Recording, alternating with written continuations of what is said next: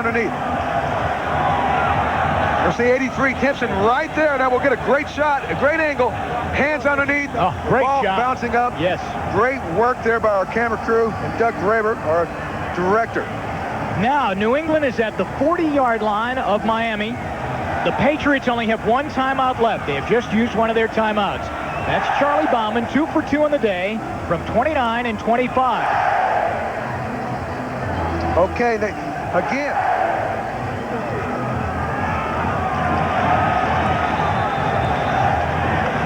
Don Shula looking and calling over to see if they got the ball back, which is doubtful right now in the remainder of regulation time, as he calls over on the bench, and I think he's talking with Marino right there. He's all caped up as to what they would do if they got it back. 1st and 10 for the Patriots. Tie game, regulation time. Carlson throws again, and he's done it at the 27-yard line. It's Fryer. Well, that there would make it a 44-yard kick. Bauman has kicked that already. But it's a tough wind he would be kicking into here in Foxborough. They're going to dunk it down on the ground as they spike it with 21 seconds left. And you know what? You have to wonder why he would have done that at that point, because they're not in position that they would really have to bring Bauman out yet. Exactly. Again, Jeff Carlson only with the Patriots about 7 weeks. There's only so many situations you can cover in practice, and you know, Dick McPherson, the first time back on the sidelines since November 1st. He's been able to call all the shots here in the game about time management there. I don't think he wanted that. 2nd down and 10. He's going to throw again. Looking. McMurtry cannot pull it down inside the 10-yard line at the 6. With 16 seconds left, it will be 3rd down and 10 for Carlson. Gutty call, gutty throw. Carlson hung the ball up in a great spot, hoping McMurtry could go up and get it, but a pretty good defensive play there. Boy, here's a guy that has been running the ball all day, but he's come out here and he's been throwing it. Well, you know, late in the game, he's going right at the rookie Troy Vincent there. Vincent doing a great job mirroring McMurtry, but not committing, not even trying to get an interference there. And at the end, turning and trying to play the ball. It could be Bauman's chance real soon as he gets warmed up. Cook goes in motion to tight end. He'll throw again. Oh, he took a sack and takes them right out of field goal range at the 39-yard line with 10 seconds left. 12-yard loss at the worst possible time. Chuck Klingbeil finally gets to him. And again, indecision, unable to pull the trigger, retreats a little bit more. He can't believe it himself. You know what? It looks like he doesn't know what to do right now. 5 seconds left as they started the clock on him again. They reset everything and started the clock, and they lost 5 more seconds. Now you've got 4th down, and they are out of timeouts.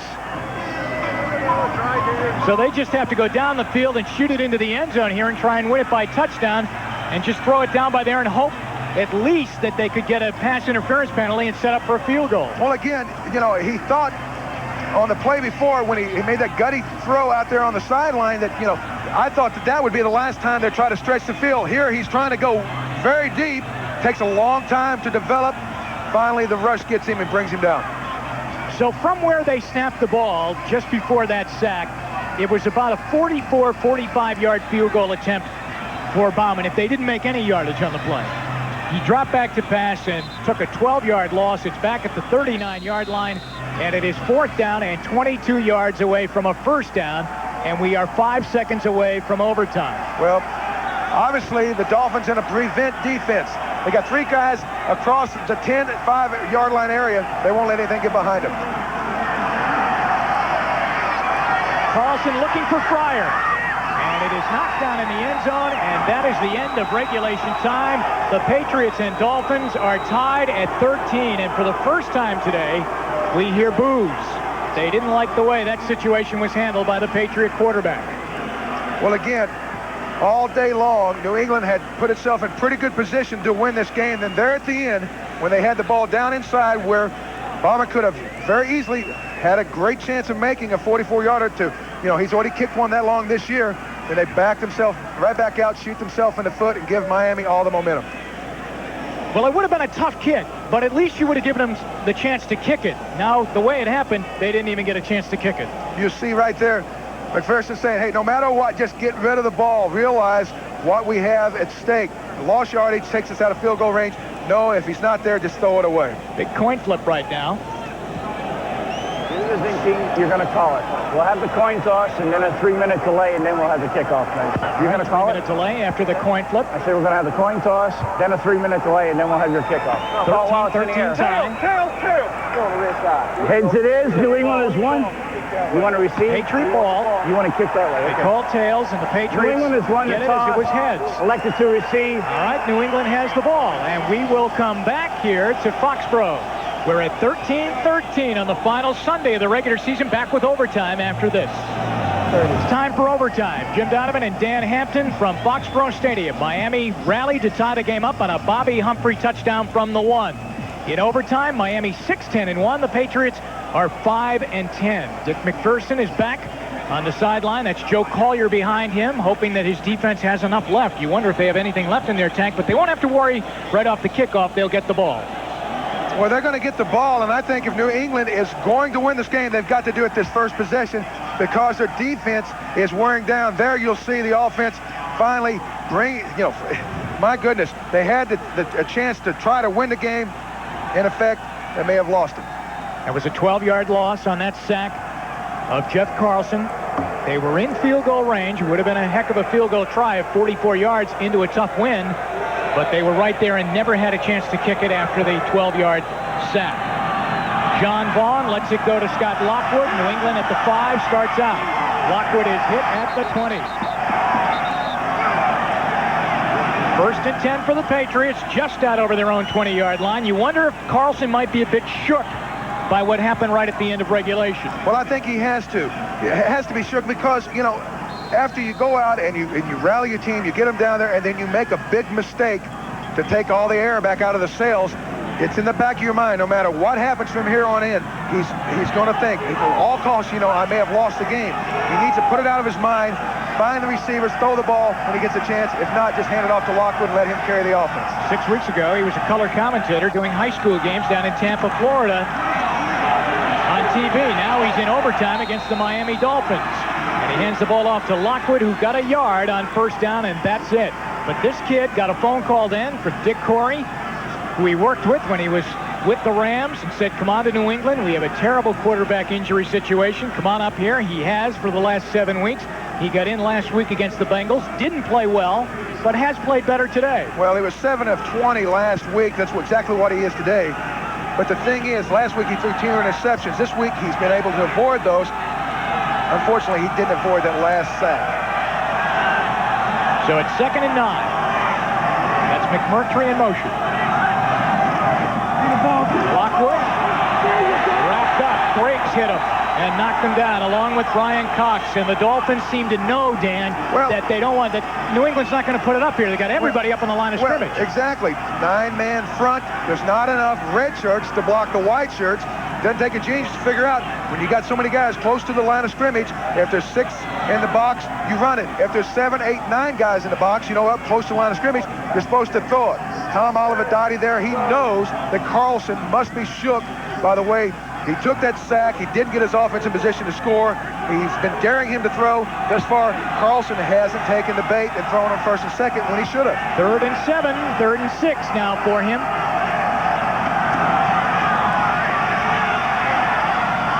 It's caught by Timpson, but not enough for the first down.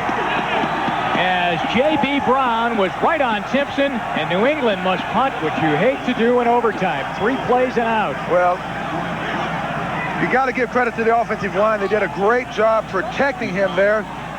Carlson just opting to take the short receiver, hoping Timpson can break a tackle here. It was pretty good coverage there. One of the keys in a play like that is you got to have confidence in your guy that he'll break it and make the first down. Otherwise, you shouldn't throw that. Scott Miller is back to handle McCarthy's punt. Not a great punt. It hits at the 40, but he got a good bounce. And then Miller decides to field it, which was very dangerous, and gets hit at the 34-yard line. Dion Lambert is down there along with Sam Gash on the coverage. It was a 39-yard punt, which was aided a great deal by a roll there. And now Dan Marino joins the huddle. And let's watch and see what he can do with this Dolphin offense. Here, opting for a free kick. Now, he has the option to go ahead and field it. He says, hey, I'm just giving up 3 yards. Might as well get it. But a lot of times you'll do that. You'll be watching the cover man. You won't catch the ball. It'll be a fumble. That was a good job wrapping it up. So we're in overtime. 12:35 left. Dolphins and Patriots 13-13. Marino, Bobby Humphrey for the 46. First down, Dolphins. Well, again, I thought if New England had a chance to win this game in overtime, they would have to do it the first possession because their defense has been on the field all day. They're wore down. They're tired. A lot of times you'll see those guys, you know, they're going back to the huddle, hands on their hips. Marino at the controls is going to go ahead and throw the ball on first down and just keep moving the chains till they get in position to either score the touch or Stoyanovich kick the winning field goal. First down, Miami. Clayton racing in motion. Bobby Humphrey by the run. Into New England territory. Almost the type of hit there that you could have seen a fumble. Almost. The way that he turned, it looked as though he might lose the ball as Edwards made the hit on him. Well, that's really the only thing I think will win this game for New England is if they do get the ball back before Miami moves it down. There you see Edwards coming in at the last second, head right on the ball, almost knocking it loose. And again, temperatures around 0, wind chill. Great job by Humphrey holding on to that football. Well, Miami is definitely moving towards a potential game-winning field goal. Ball is at the 48-yard line, second down. Marino to Page. Rembert must bring him down because he had a lot of room, and he's to the Patriot 36-yard line and another Dolphin first down. 10-yard pickup, and the momentum has completely shifted in this game. Well, if you're a New England fan, I think you had to realize that they had one shot. It was that last set of downs, and Carlson should have tried to throw the ball early and not get in 3rd and long. But here, the Dolphins have taken it. Pass run right down the field. Again, the only chance they have is if their defense can come up with a turnover. I feel confident Marino will go ahead and score if they don't. First down, Miami. Humphrey the run. Pushes forward inside the 35. Fred Smerlis is there along with Chris Gannon and Johnny Rembert. Well, Freddie Smerlis playing in his 200th NFL game today. He's still able to make a play, and now you're seeing Humphrey nicked a little bit on that last play. Again, Higgs went down early. Humphreys carried the load from the tailback position most of the day. Looks like he may be coming out. That's Stoyanovich. He figures big in this game. He might be called on soon. James Saxon will come in and replace Bobby Humphrey. Now, this is a tough time to have to get in and see your first action of the day on an ice-cold day here in New England and in overtime. But Stoyanovich waits on second down at 6. This Miami offense is moving steadily down deeper into Patriot territory, and Marino uses a timeout. He'll go to the sideline and talk it over with Don Shula. 9:48 left in overtime. We'll be right back. 9:48 left in overtime. He's the man on the hot seat. Yep, he's keeping him warm right now, Pete Stoyanovich. Well, not only does he want to keep his right kicking foot warm, one of the important things for him to realize is that field will be frozen now, that left foot, the plant foot. Early on his first field goal, he tried to plant. His foot gave way. He made the field goal, but it was a low-line drive. It's important to make sure that he does, if he gets the opportunity, get that plant foot down so he can kick it clean. Dan Marino back in after the timeout. And I'm trying to pick out there if Bobby Humphrey returned to the lineup. Yes, he did. That's Bobby Humphrey back in the offensive huddle. So they didn't have to take him out of the lineup. He left, and then Marino called the timeout. 9:48 left here in overtime. Miami is tied with New England 13-13. It is second down and 6. In overtime, Miami's first possession, they are at the New England 33.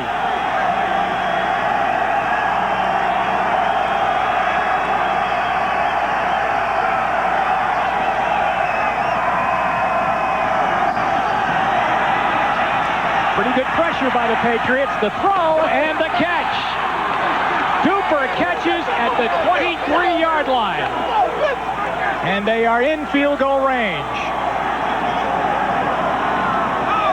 Boy, there was a lot of traffic over here, wasn't there? Well, there was. Marino making sure that he gave his receiver enough time to get down the field and run the square out. Early on, he was throwing the ball a little bit early. There, his line gave him enough time to let the pattern mature. He was able to get the ball out there to him. Waiting for the call, Stoyanovich with the jacket on the sideline. The ball inside the New England 25-yard line. He's going to throw it. Clayton looks puzzled over there on the top of the screen as to what the play is, and they have to, wow, look at this. Clayton and Marino really hot with each other. And they'll take a 5-yard penalty for delay of game as they didn't get the play called. He was changing the play. Then Clayton didn't get the play, and that forced him to take the penalty. Well, it looked like there was 9 guys at the line of scrimmage. 8 guys. Marino wanted to opt for Clayton to run a quick slant. Apparently, Clayton didn't get the call. Clock expired. A big play now. They're back at the 28-yard line. Would make it a 45-yard field goal from here. But it's first down and 15 with 9:09 to go in overtime.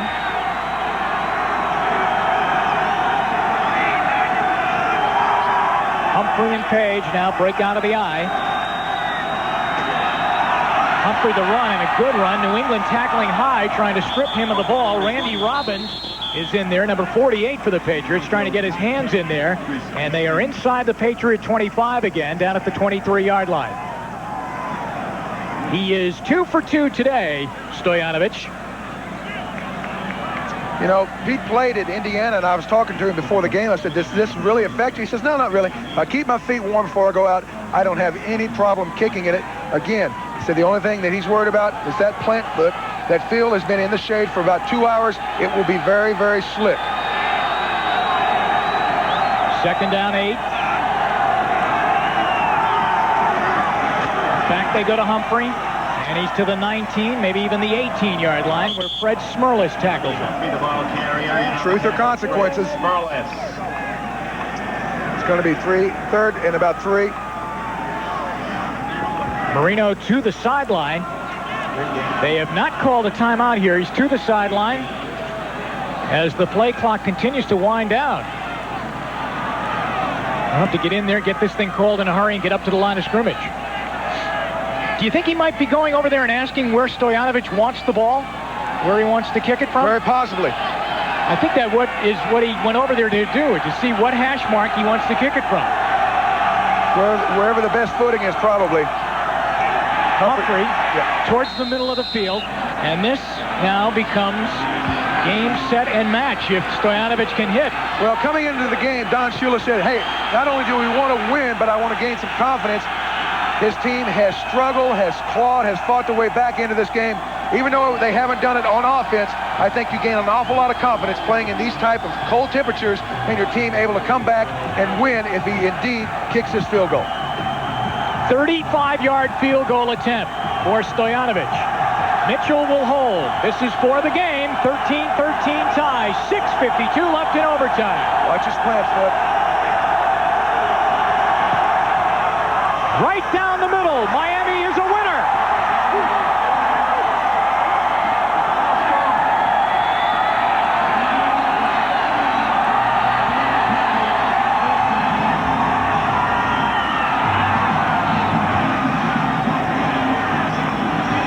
Down at 1 point, 13-3. They come back, and Don Shula gets his 300th regular season victory, goes over and wishes Dick McPherson well. His team coming in with 2 wins. They played very well. This guarantees them a home field playoff game, and it still keeps them in the race for the AFC Eastern Division Championship, pending what happens between Buffalo and Houston tonight.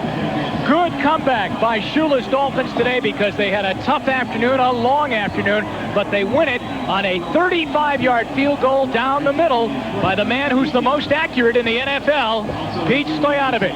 16-13, the Dolphins win in overtime. They're home for the playoffs. For Dan Hampton, Jim Donovan, so long from Foxborough.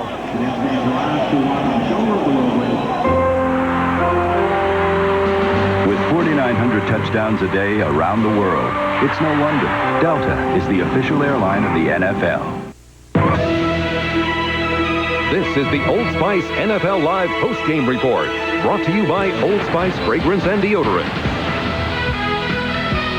And now we welcome in those of you who watched the overtime game from Foxborough. Howie Long is with us this weekend, as is the Juice. And let's get to those scores and highlights, beginning at Arrowhead, where Kansas City grabs at least a wild card. And if Seattle should upset San Diego later today at the Kingdome, well, then the Chiefs could be the champions of the AFC West. They have eliminated Dan Reeves' Broncos in the process. The final is 42-20. Huge day for the Kansas City defense. Derek Thomas pressuring John Elway, causing the interception by Benny Thompson, who laterals to Charles Mincy, and Mincy runs 32 yards for the touchdown, which made it 14-7 in favor of the Chiefs in the second quarter. Take a look at the replay, though, and believe me, I am no proponent of a return to the replay rule, but in this case, the play would have been ruled dead there because his knees were down before he lateraled. KC defense again, getting to Elway, flushing him out of the pocket. He throws on the run. The outstanding rookie Dale Carter intercepts, and watch this run back for the touchdown. It covers 36 yards and puts them in front 21-7. Denver got to within 21-13, but the defense again scoring for the third time today, and it's Thomas, outside rush, gets through almost untouched, slaps the ball away, recovers for the touchdown. Kansas City tacks on a couple of scores after that. Craig throws 5 yards to Jonathan Hayes. He hooked up with Hayes for 2 touchdown passes today. Christian Okoye icing on the cake with an 8-yard TD run. Kansas City wins it 42-20. Minnesota plays spoiler today. They were already the champions of the NFC Central. They finished the year at 11-5 for Coach of the Year candidate Dennis Green, and they end the season for Brett Favre and the Packers, who could have been a wild card with a win today. Instead, the final playoff spot in the NFC goes to the Redskins. Favre trying to get them started early. The catch is made here by Jackie Harris. He rolls into the end zone. They ruled him down at the 2, but the Packers did score from there, took a 7-0 lead. But Sean Salisbury was clicking today. He rolls left, finds the tight end Mike Tice. This results in a touchdown, and the Vikings took the lead at this point 17-7 in the second quarter. There was a key play for Green Bay a bit later on. This is the 5th reception of the day, a 9-yard catch for Sterling Sharp, the 107th of the year, and with that catch, he passes Art Monk for the all-time record for most receptions in a single season. But the Packer offense was shut down most of the day, trailing 27-7. Favre is looking for Sharp, but it's intercepted by Vency Glenn. Glenn had 3 interceptions today. He returns this one 50 yards back into Packer territory. So now the Redskins, despite their loss at home to the Raiders yesterday, are in the playoffs, and Dennis Green is able to literally soak up the victory as the Vikings win it 27-7. They've got to play in the wild card round, even though they're champion of their division, and we'll tell you about the wild card matchups in the NFC in just a minute. First, let's show you some highlights for those of you who did not see the full game. Oh, here we are, the Giants and the Eagles. These scores were out of order in my list, but there's Ray Handley, whose entire tenure was out of order, and soon it will end as the pink slip is in the mail for him. Jeff Hostetler unable to handle the snap here. 4 plays later, Randall Cunningham will hook up with Calvin Williams in the corner of the end zone for a 34-yard score and a 7-0 Eagle lead. Fine diving catch on a touchdown throw from Cunningham, who was also able to do it with his legs. As we move on to the second quarter, he'll scramble out of the pocket, find a lane wide open, and he scoots in for the TD that makes it 14-0. Hostetler rallied the Giants a little bit in the second half, but the Eagles wind up winning it 20-10. So Philadelphia will play at New Orleans in one of the 2 wild card matchups in the NFC. It'll be Sunday at the Superdome. Philadelphia beat the Saints way back in Week 1 at the Vet, 15-13. Also a rematch of a regular season game coming up Saturday at the Metrodome in Minneapolis. Redskins returning to the scene of their most recent Super Bowl victory this past January. They go against the Vikings by that same 15-13 score they won at the Metrodome in Week 8 on 5 Chip Lohmiller field goals. Okay, time for us to step aside for just a moment. We continue with more scores and highlights, and we'll talk things over with Howie Long and O.J. Simpson as we roll on the Old Spice postgame show after this. Okay, Miami finishes up the year 11-5. They close the regular season on a 3-game winning streak, and they defeat New England in overtime 16-13 on Stoyanovic's 35-yarder with 6:43 left in the overtime session. New England played them well, but they wind up losing their last 5 in a row, and they're 2-14 in a nightmare season. They will get the #1 draft choice, even if Seattle winds up with the same record. The reverse tiebreaker goes to the Patriots, so they'll get the #1 pick coming up in the draft. Pittsburgh is a winner at home. Their record now 11-5. They found the offense that had been missing since Neil O'Donnell had been hurt. Barry Foster, a huge part of it. He had 103 yards rushing today. His 12th 100-yard game of the season. That ties Eric Dickerson's record set back in 1984 when he rushed for more than 2,000 yards. That was a 7-yard TD for Foster. The fumble came after the TD had been ruled. Here's Bubby Brister with a 2-yard flip to Tim Jordan off play action for a touchdown. And Brister celebrates. Bernie Kosar's injured ankle was aggravated, and they had to go to Mike Tomczak in the second half, and Tomczak had this fine moment, rolling right off the play-action fake and throwing on the run to Michael Jackson for the TD that brought them back to 17-10, but Pittsburgh was able to hold on and win, and it's Foster carrying here. This takes him over 100 yards. As I said, it's the 12th time in 16 games that he cleared the century mark. Dickerson did it a dozen times in his record-breaking year of 1984. O.J. did it 11 times, by the way, in 1973 in a 14-game season when he became the first 2,000-yard rusher. Pittsburgh now finishes the year at 11-5. Cleveland, which was alive for a wild card until last week, winds up at 7-9. Now, Pittsburgh has at least a first-round bye, and if Buffalo loses tonight at Houston, then Pittsburgh has the #1 seed in the AFC playoffs. They would have home field advantage throughout against anybody. Indianapolis and Cincinnati in the final game period, for the great tackle Anthony Munoz retiring after 13 years and 11 Pro Bowl appearances. The Bengals took a 17-0 lead at the half, and then Indianapolis came back to win 21-17. There's the reception for number 78. Next stop for him in a football sense, Canton, Ohio, and the Hall of Fame. Derek Fenner got the job done in the first half for the Bengals, 35 yards. Munoz threw a key block for him. Touchdown. Gave the Bengals a 17-0 lead. Fenner had earlier run for a 12-yard TD. Jeff George knocked out of the game with a concussion. Jack Trudeau replaced him. And with Indy trailing 17-7, Trudeau threw his second touchdown of the game, a 19-yarder to Billy Brooks, brought them to within 3. And then Rodney Culver, a little bit after that, will score on the draw play. Ted Marchibroda urging his team on. And here's the touchdown I mentioned. Off the draw, Trudeau hands it to Culver, 36-yard touchdown. So Trudeau, in relief, is able to pull out the victory for the Colts. They end the season with a 5-game winning streak. And after going 1-15 last year, with the arrival of Marchibroda, they go 9-7 despite a lot of injuries. George missed time, and the 2 top draft picks, Empman and Coriat, each missed considerable portions of the season. And somehow Marchibroda, who probably won't get Coach of the Year because of the presence of Bill Cowher and Bobby Ross in his own conference and Dennis Green and others over in the NFC, Marchibroda has done a tremendous job as they wind up at 9-7, and they come from behind today to win 21-17. Now let's send things back out to Arrowhead after the victory by Kansas City. Derek Thomas, who had a huge game today from his outside linebacker spot, was gracious enough to come out and be interviewed by Dick Enberg. That was taped just moments ago, and let's roll it. Here it is. Dick Enberg with Derek Thomas. Now, those numbers are misleading. 3 sacks, 2 forced fumbles, 1 touchdown.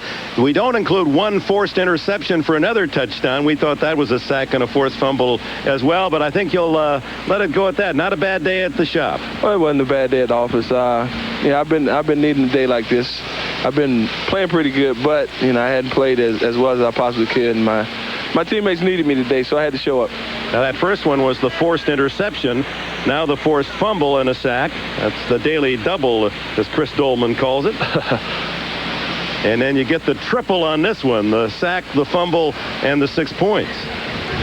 I came to the line of scrimmage on that play, and I said, well, I got to get off. And if I get off, maybe I had the opportunity to get a holding call or something, because Marty always tells us whenever you're close to the end zone, if you force the guys into a holding penalty, then that's automatic safety. So I was really going for the holding call, and I ended up beating him on the corner, and at that point I just went for the sack. Well, you came out of college as a #1 draft pick from Bama 4 years ago. Could you have imagined your numbers would be as impressive as they are? Well, I had hoped they would, and coming out of college you always hope, but until you actually go to the NFL and post the numbers, they mean nothing. Well, I know your idol was Lawrence Taylor, and maybe he was watching with a smile himself today in New York. Congratulations, Derek. Thank you. I hope LT was watching. Maybe he may give it up this season, and this was my last game for the 1992 season. Now we're going into the playoffs, so hopefully he was watching. And AT, that was for you. All right, Derek Thomas, our guest. The Chiefs are in the playoffs, and we go to Bob Costas in New York.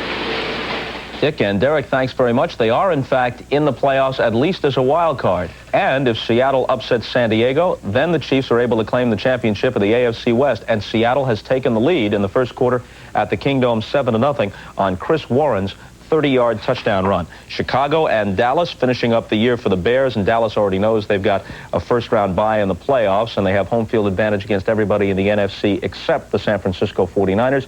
Cowboys are 12-3, and the Bears are 5-10, and there's no score in this one in the first quarter. Atlanta 6-9, the Rams 5-10. Final game for each. Rams with 2 quick touchdowns, 14-0 lead first quarter at Anaheim. Tampa Bay and Phoenix each 4-11. Greg Davis kicks a 21-yard field goal in the first quarter at Sun Devil Stadium, and a 3-0 lead for the Phoenix Cardinals. Closing thoughts here, Juice? Well, I'm interested in watching Emmitt Smith this afternoon. Barry Sanders had 103 yards. Emmitt needs 109 yards this afternoon to have his second straight league lead at rushing title, I should say. It's important to me, these rushing titles. You have a preference between the two of them? No, obviously, they've each had great years. I enjoy both of them. I think Barry Foster did it with less help. You know, I'm really impressed with what he did this year. That team is where they are because of him and only him. Derek Thomas continues to impress. Amazing. It's remarkable that they would leave such a great player one-on-one with a rookie tackle. And finally, the monkey is off Marty Schottenheimer's back, and he's out of rehab. Congratulations to Marty Schottenheimer. He was saying something about John Elway before the game, how they had to have a 21-point lead going into the fourth quarter just to be safe, and how Elway haunts him in his dreams, or nightmares, I guess would be the more appropriate term. Today he got it done. Yeah, but he would have traded today for one of those AFC championship games. That's where he really wants to get it done. All right, we are done for those of you who watched the Kansas City-Denver game, and so we'll see you next week in the wild card round. It was good to have Howie Long here on this final Sunday of the regular season.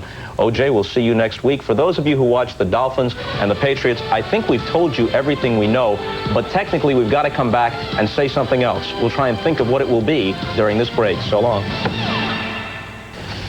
No change in the scores of any of the games in progress, except Phoenix got a second quarter field goal, a 3-0 lead over Tampa Bay at Sun Devil Stadium. Let's get a post-game wrap-up from Foxborough. Send it back out to the guys who called the game, Jim Donovan and Dan Hampton. Jimmy?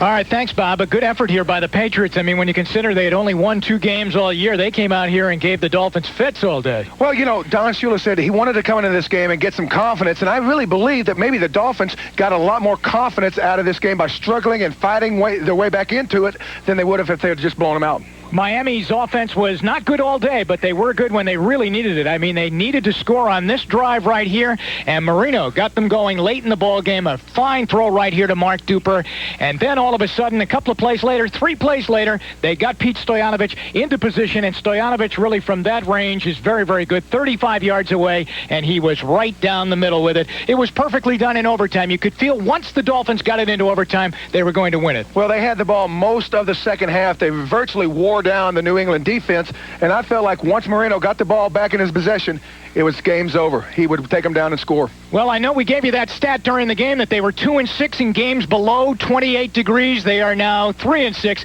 with a badly needed win today in overtime over the Patriots. That's it here from Foxborough. Back to Bob.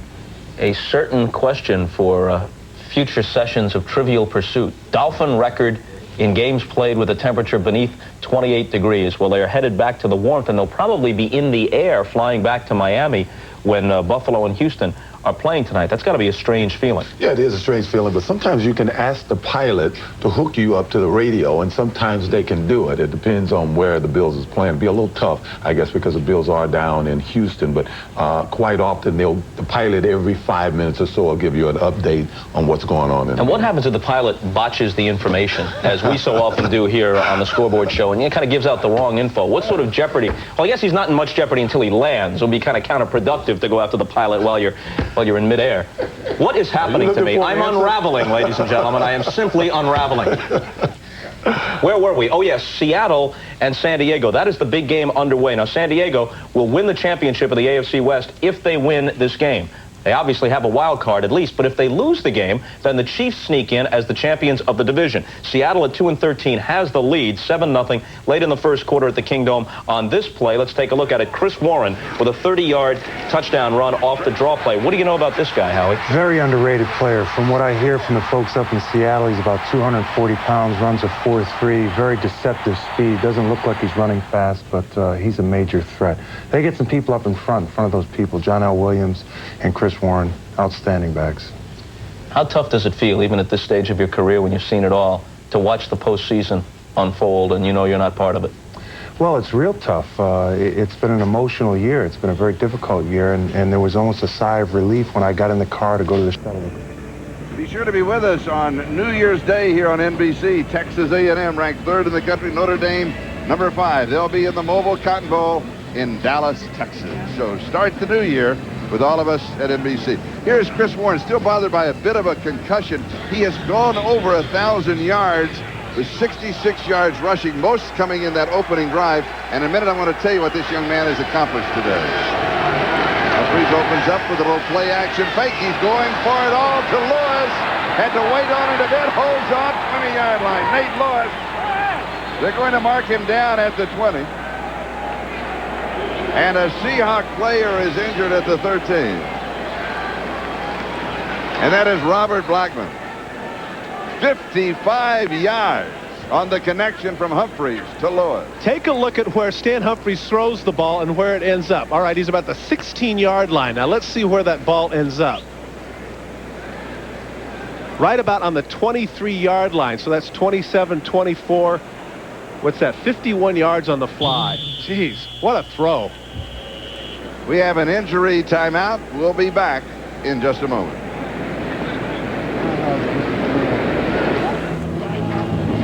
Be sure to stay with us at halftime for the Domino's Pizza NFL Live halftime report with Bob O.J. and Howie Long, scores and highlights. They'll be clearing up that playoff picture. One moment it seems clear, the next moment it seems a bit muddled. Your math, by the way, speaking of muddled, was muddled. It was 61 yards in the air. Robert Blackman, I knew you'd say that. Was the injured player. Right. He's up. He's all right. San Diego's the ball at the Seattle 20-yard line. First down. Humphries throws. Anthony Miller, his first reception, and he has it at the 6-yard line, where it will be first down and goal to go after a gain of 14. Take a look at Anthony Miller. What a throw this is by Humphries. He's actually going to throw this before he looks. Fakes to the inside. The ball's gone. Now watch, he turns around, letting him come back. There's absolutely no way that anybody but Anthony Miller can come up with that ball. We have a correction. That is his second reception. His first down and goal to go at the 6-yard line. They'll call it really the 5-yard line, inside the 6. Rod Bernstein, right side. He's going to get to the 5, and that is it. It'll be second down and goal to go at the 5-yard line. Interesting now the play calling for the San Diego Chargers. They know that with their 3 tight set in that they're going to run the ball. You see Rod Bernstein's going to be coming out. Counter Trey going to the other side. Rufus Porter showing the speed that he has as an outside backer, 6'1", 227. He's the man that comes over and downs Bernstein. Sean Jefferson comes in. Nate Lewis comes in. Ronnie Harmon comes into that offensive set. Take a look at the explosion. That's interesting what San Diego does there with their skill people. They hold them there as long as they can to confuse the defense. Humphries has pressure. He is sacked. Jeff Bryant gets him. He had a clear shot.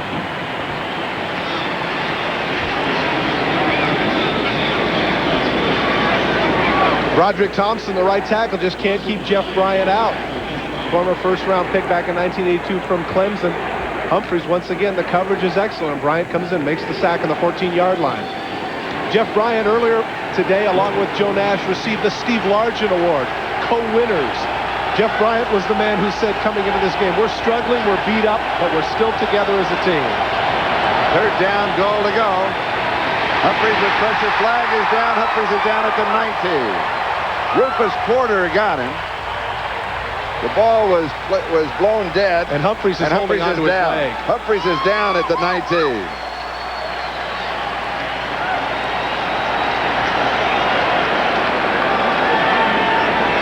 And quickly on the near sideline behind the bench, Bob Galliano will grab a helmet, and he'll also pick up a football and start to loosen up.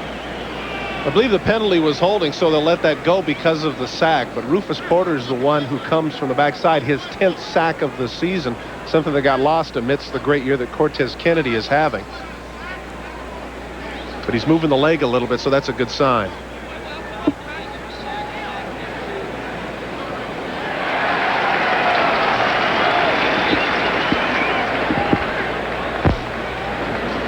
Rufus Porter, number 97, we mentioned, only 227 pounds, defensive end. He has the arm up, and that's a bad stance on the part of Swain. He just lets him come inside of him. And that's Porter. Take a look at the left leg. Gets folded underneath. But it doesn't look as if his foot was stuck. We'll take a look from the backside now. Porter with the inside release there. Knocks down Moten. There he is right on top. And watch the leg at the end. Difficult to see there because his foot didn't get stuck. Hopefully it's just a bruise, but I don't want to speculate because it's hard to tell. Hard to decipher from that angle.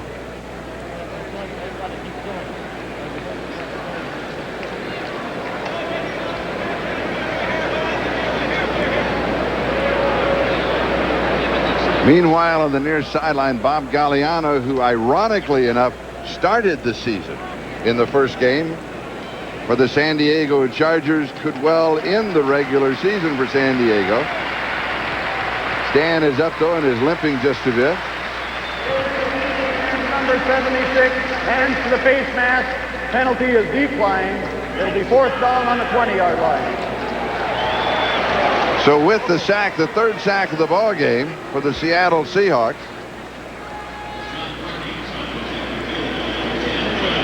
Porter gets half a sack. Kennedy gets half a sack. So that now gives Cortez 14 sacks in the season, and Porter 9.5. As I mentioned, he didn't get he hasn't been getting the attention maybe he deserves. Here's the field goal attempt, 37 yards away. And this is to pull within 1.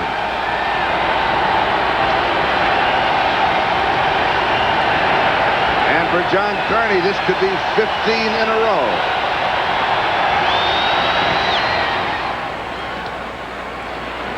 And it is good. From 37 yards away, and officially they're going to call that a 38-yard field goal. And it's Seattle 7, San Diego 6, with 2:44 left to go in the first half. But the big story here, as far as the Chargers are concerned, is the health of this man, Stan Humphries. Well, I don't think there's any doubt about it. We mentioned all their Pro Bowl players, all their great defensive players and receivers, but that man is the catalyst right there. When John Freese went down with an injury in preseason, everybody wondered who was going to quarterback the Chargers. And when they made the deal for Humphries, he was the man that had to take over. Take a look at his left arm. That's something he's been holding as he came to the side. Porter gets him there. Initially, he was holding. Look at the stiff arm that he puts right there, and the arm gets folded underneath. And then, of course, when the left elbow is on top of Porter's chest, take a look at number 99. See how it's there? It is right there. It bends back. Now watch when number 99 is going to fall on top of it. Watch the left arm. Ouch! And the wrist. That wrist right in there. That might be a hyperflexed elbow, is what that possibly could be. Stan Humphries, the numbers 8 for 14, 138 yards. No touchdowns, no interceptions. We await official report from the sideline. Treggs and Mays are the return men. As Kearney kicks off for San Diego. This will go through the end zone for the touchback and will bring it out to the 20-yard line.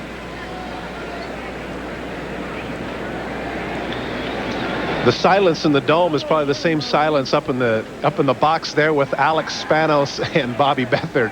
Big collective holding their breath right there as to whether or not this man is going to be able to get back into the game.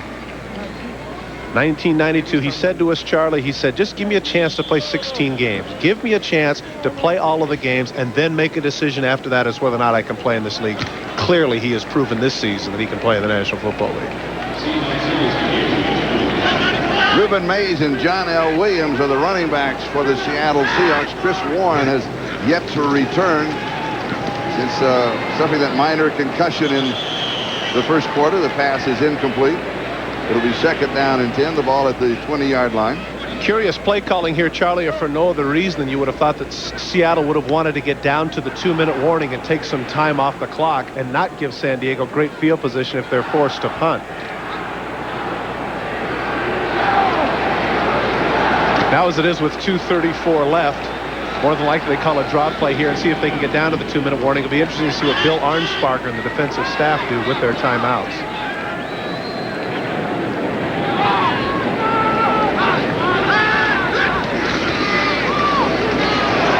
Here's Reuben Mays to the outside, and he is going to be stopped around the 26-yard line as Stanley Richard moves up.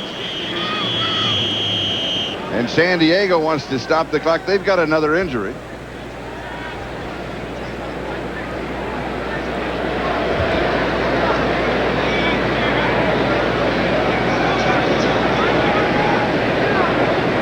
You wonder if this is the end of the season fatigue or if it's AstroTurf or whatever it is, and that's not a good sign right there as Stan Humphries is being carted off the field, obviously taken in for x-rays.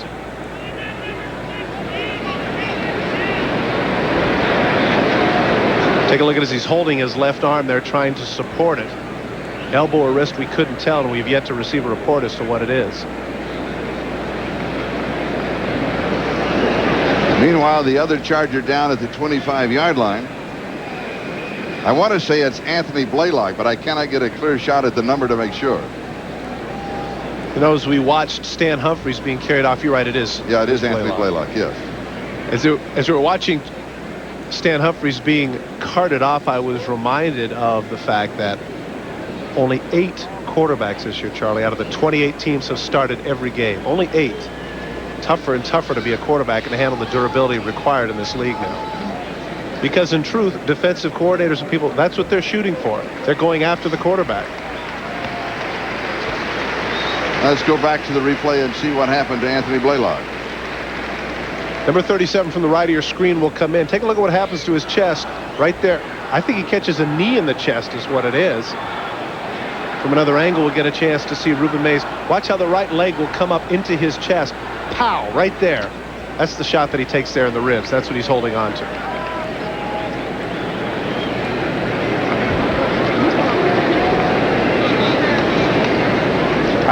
From personal experience, I can tell you, when you get either a bruised rib cartilage or a broken rib, to cough, to breathe, to sneeze, anything hurts. Alex Spanos, the owner of the San Diego Chargers, president, chairman of the board. His ball club trailing by 1, 7-6. And now with 2 key players are out for a moment at least, Stan Humphries and Anthony Blaylock. And knowing that they must win today to win the West, they are still in the playoffs. And now the countdown to the 2-minute warning. We'll step aside for a moment. We'll be back to the Kingdom.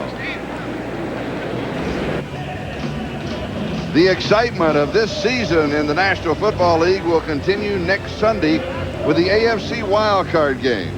And the excitement part of it surrounds is who's going to be in that wildcard game. I was just about to say, and Charlie, we will see you in. Yes. I don't know.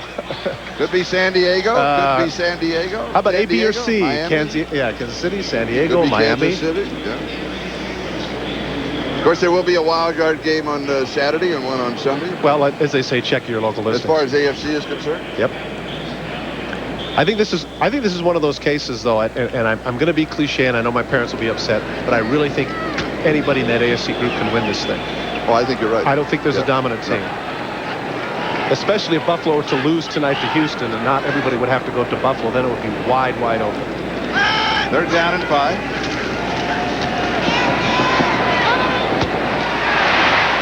Tommy Kane at the 36-yard line, 11 yards, first down. And that's a big first down for the Seahawks. The Chargers all set to call timeout and force them to punt and get good field position. Now it's the Seahawks who get the chance to run their 2-minute offense. Gilbaugh drops it off right side to John L. Williams. He goes out of bounds. He's got a first down, 47-yard line. Seattle in their own territory. Minute 30 left. First half. Simple flat route by John L. Williams to the left of your screen. Junior Seau, for whatever reason, does not get out quick enough. Caught looking in the backfield, or he assumed he had help outside. He's not happy with himself. Look at the hesitation there. Oh, that's what it is. He gets caught up. A little bit of a pick there. It takes out the frustration there at the end. You can see not happy about it, but smart enough not to get the 15-yarder. Yeah. Seattle first down, their own 47-yard line. Minute 30 left to go, second quarter. Seattle leads it 7-6. Going deep and incomplete. Doug Thomas, the intended receiver. Donald Frank had the coverage. Good job by Donald Frank here, running stride for stride, giving him the requisite amount of respect there, and he knows right there once he gets past that 12-yard mark and he's running, he knows he's got an up route. Frank keeps him inside. Good coverage. Going deep against a man who replaced Anthony Blaylock.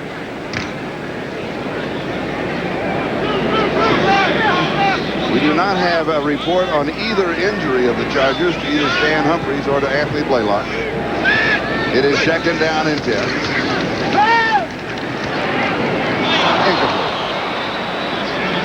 Something you won't see very often, and even though he has a smile on his face, very catchable ball. John L. Williams, one of the most reliable backs coming out of the backfield, now with over 70 catches here on this season for the Seattle Seahawks. Just a little bit of a circle route. Once again, Gelbach could have taken a little bit off that. He did throw that kind of hard. Still very catchable. And this is the third season that John L. has had 70-plus catches. Third down and 10, 47-yard line. Seattle in their own territory. Minute 19 left to go first half. Get it right here.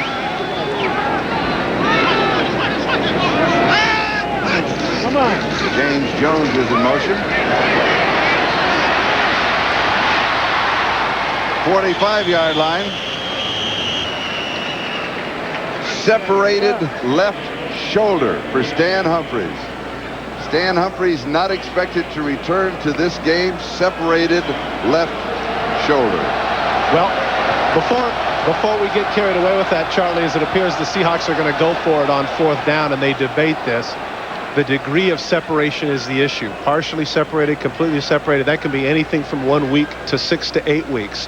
So we should reserve judgment until we hear exactly what the medical opinion is with regards to this and how long he's going to be out. For Seattle, fourth down. 2 yards to go for the first down. Now they decide to kick. Tootin comes in. Yeah.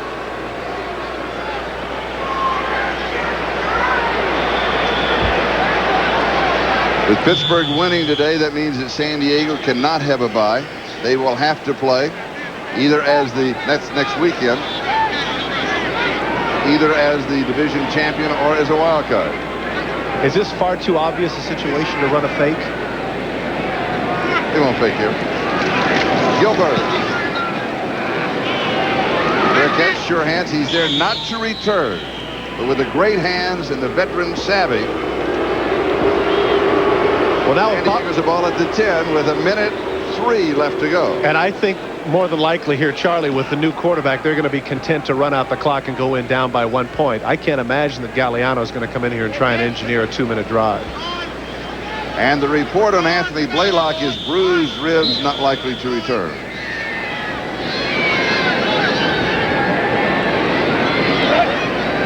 Bob Galliano, journeyman quarterback who's played with, among others, Kansas City Chiefs and the Detroit Lions.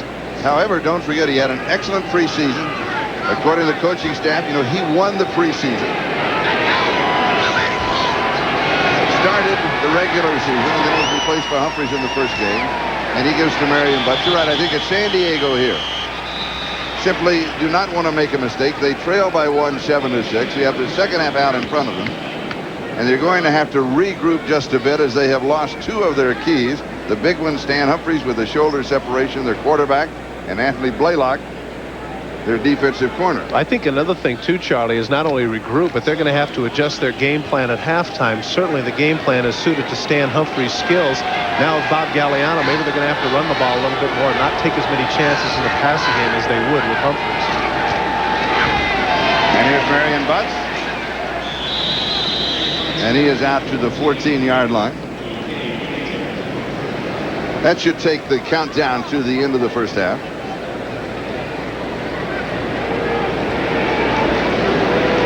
Somber look on that man's face, and justifiably so. You would have thought that with the division chance to win that they would have come out a little bit more energetic. Now at halftime they go in trailing. Big surprise. Seattle 7, San Diego 6. Stay tuned for NFL Live after these messages from your local station. Welcome back to the Kingdom. This is Charlie Jones and Todd Christensen. At halftime, you found out a little bit more about Stan Humphries. Well, it appears that Stan Humphries with the separated shoulder certainly isn't going to be back today, and he's more than just a little bit questionable for next week, and that would certainly put it in the hands of Bob Galliano. Interesting point with regards to that. Denver, when Elway got hurt earlier, did not have a veteran backup. San Diego does have a veteran backup. It'll be interesting to see how Galliano does here in the second half.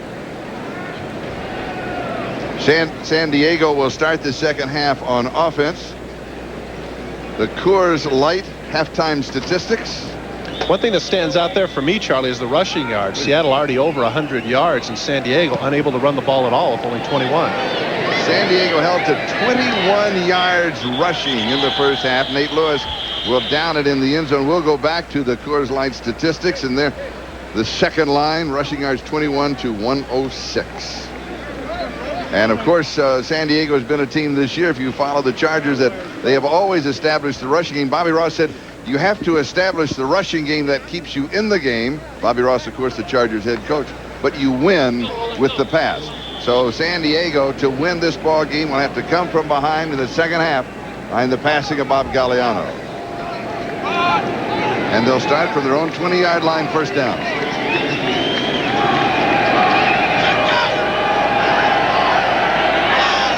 Marion Butts is the running back. And they'll open up with Butts on the ground. He's got 5, close to 9 yards off the left side. Joe Kane and Patrick Hunter make the tackle for the Seattle Seahawks. Let's look what San Diego did in the first half. 6 plays and out, 5 plays and out. Field goal, and then they just ran out the time at the end of the first half. The one good thing the offense did do for the Chargers, though, in the first half, Charlie, was their ability to get yardage on first down. That was a 9-yard gain. In the first half, they averaged 7.9 yards every first down. And that certainly would bode well for Galliano here in the second half. And here is Butts, left side, first down as he goes to the 35-yard line. So he will pick up 6 yards on the play. Well, we talked about the adjustments that San Diego had to make at halftime offensively. I would think that both Rusty Tillman and Tom Catlin, the brain trust of the Seahawks, would have to make some adjustments defensively, knowing now that with Humphreys out, they're not going to throw the ball quite so frequently. And there in the Chargers jacket on the headphone, that's John Freeze. Now, he was placed on injury reserve on August the 25th. He was injured in the opening preseason game at Phoenix, and because he was on IR before the season, now he cannot be activated for the playoff. So that San Diego will be going with Stan Humphreys if he can come back, Bob Galliano, and Pat O'Hara as the quarterbacking core. Here is Eric Bieniemy. His first opportunity on offense. He's going to lose about 3 yards on the play as Patrick Hunter was waiting for. What I have to question the wisdom here of the fact that in the first 2 carries, Marion Butts does a great job. Now, why does he come out? Is he hurt or what? Eric Bieniemy isn't helped much by the fact that Porter comes in untouched and Harper finishes the job. You see the frustration on the part of Bobby Ross. First downs, they've been so effective up to this point. Now they come up 2nd and 13, and this is going to force Galliano to put the ball in the air. Marion Butts in the first half rushed for a total of 10 yards. He already has 15 in the second half, 25 the total. And it's 2nd down and 14. Of course, he comes out. Harmon is in, stays in the block. Anthony Miller pulls it out. Big first down, 44-yard line of Seattle. Not just a big first down, Charlie, but I think the fact that that does a lot for Galliano's confidence. First throw out of the box, they come with an inside backer blitz.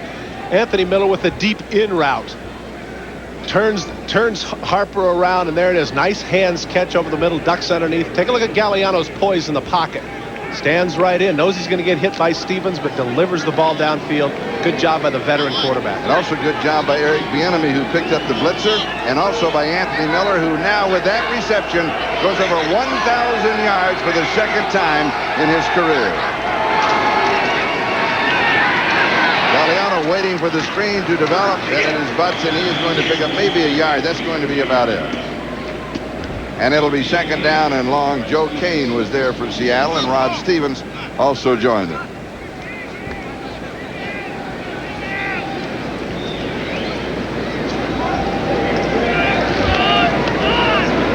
I talked with Bob Galliano around the first of the season, and the thing that he said that most disappointed him is that he felt that he won the preseason battle, but that they took him out in the second half of the first ball game. They didn't give him the chance. If you wanted to go with Stan Humphreys, go from him from the beginning. I could accept that.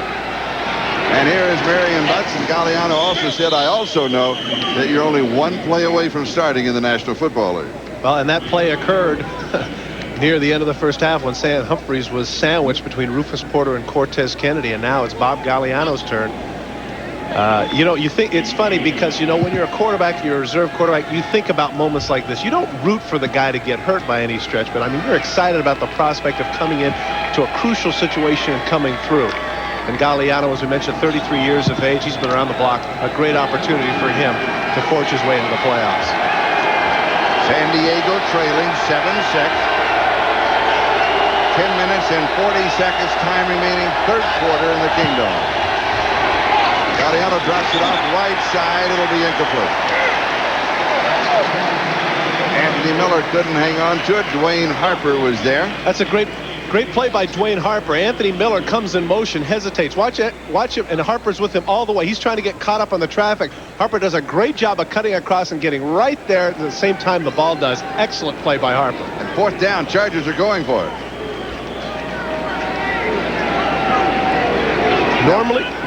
Normally what San Diego may do is sit there and see if the cadence of Galliano can pull the Seahawks offside. It's fourth down and 3, a 5-yard penalty that have the first down. I think that they're doing this because they feel like Seattle's offense is not that effective. 4 wide receivers throwing on fourth down and 3. Anthony Miller. They convert first down. What a clutch play by Galliano. Anthony Miller, their go-to guy, comes up with a big catch. Watch how securely he catches this ball. Deep out route by number 83.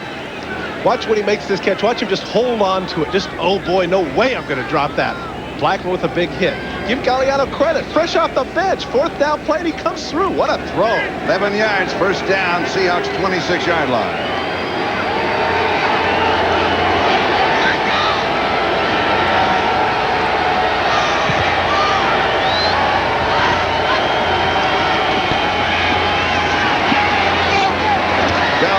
To Miller again, catches it on his knees, turns around and almost crawls to the 6-yard line.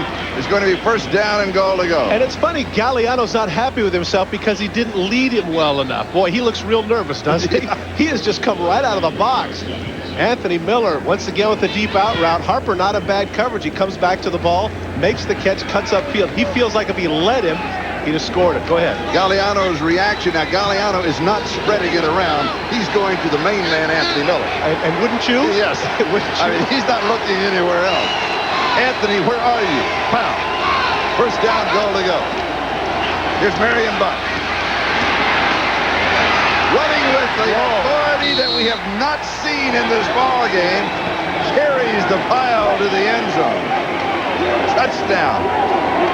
Marion Butts with the touchdown, but Bob Galliano is the man in this drive. Bob Galliano to Anthony Miller. But take a look at the blocking on the right side of the line for the San Diego Chargers, stringing people out. Watch the left of your screen. Watch the bodies come off. Dwayne Young, Broderick Thompson, Walker leading on Blackman. Blackman comes and makes the hit, but it doesn't stop Butts at all. The 240-pounder carries him into the end zone. First touchdown of the day for the San Diego Chargers. And the first time that San Diego has been in front. Galliano leads the Chargers an 80-yard opening drive of the second half. And you have that feeling that offensively that everybody is picking up the pace, taking up the slack. Extra point is good. And San Diego is in front. Chargers lead it. We'll be back with the kickoff. The NFL on NBC is brought to you by Hertz #1 Club Gold. Hertz's fastest service now in more locations coast to coast. By Schick Tracer, it traces every curve on your face. By Nicoderm, nicotine transdermal system. Ask your doctor about Nicoderm. And by Honda, celebrating its 10th anniversary of automobile production in the United States. As we come back to the Kingdom, Bob Galliano just leading the Chargers an 80-yard touchdown drive. San Diego leading for the first time in the ballgame by a score of 13-7. Anthony Miller on the drive, 3 receptions for 55 yards. Galliano 4 of 5 for 57 through the air. Carney kicks it away. And Reuben Mays on the return.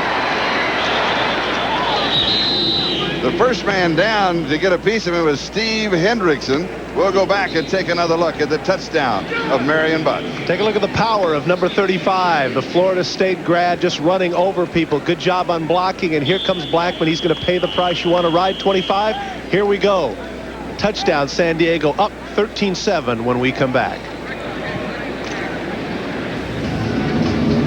Today, this man, Chris Warren, became the 247th player in NFL history to rush for more than 1,000 yards. He has 1,017 in the first half. Has that slight concussion, will not be back. 247 players.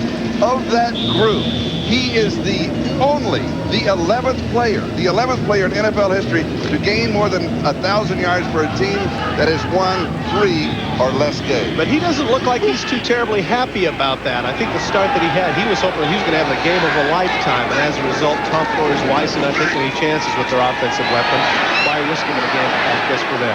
Gelball rolls, throws, Brian Blades, and Blades is out across the 30-yard line. Well, Blades has been to Seattle what Anthony Miller has been to San Diego. He has certainly been the go-to guy. Gelball does a nice job of evading the rush. Take a look as he steps back, play action. Rolls to his right just a little bit, and once again has to throw across his body to number 89 right in the middle of the field. Blades doing a good job coming back to the quarterback. Brian Blades just an in route. As I say, coming back the necessary 5 yards to get the ball. It's a good job of running the pattern, too, by Brian Blades. And a gain of 17. Ruben Mays gets the call from the 31-yard line out across the 34, where it'll be second down. Let's look at Seattle and their possessions in the first half. That opening drive, 93 yards in 7 plays and 3 and out. That 14-play drive turned out to be when they botched the snap on the field goal. That drive consumed 7 minutes and 33 seconds. And as you mentioned, a microcosm of their season. Do a great job, take time off the clock, do everything they're supposed to do, and then the snap goes awry. Second down and 7. San Diego now leading 13-7. Play action fake. Here is the screen to John L. Williams. Williams to the 40. Williams to the 50. He can bust it all the way. No, he's going to be caught. There's a flag down back at the 43. Sean Van Horst caught him. We'll go back to the marker. A lot of cases in the screen, Charlie. That means an offensive lineman is downfield. We'll have to see. Holding against the Seahawks. 46 yards on the play, nullified by the penalty. That's frustrating. John Williams breaks into the clear. Big gain and has to come back.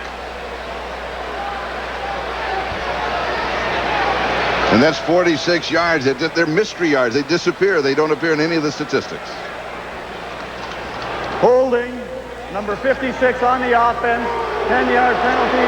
Repeat second down. It's on the center, Joe Toffelmeyer. Watch the left of your screen here when Joe Toffelmeyer sits out.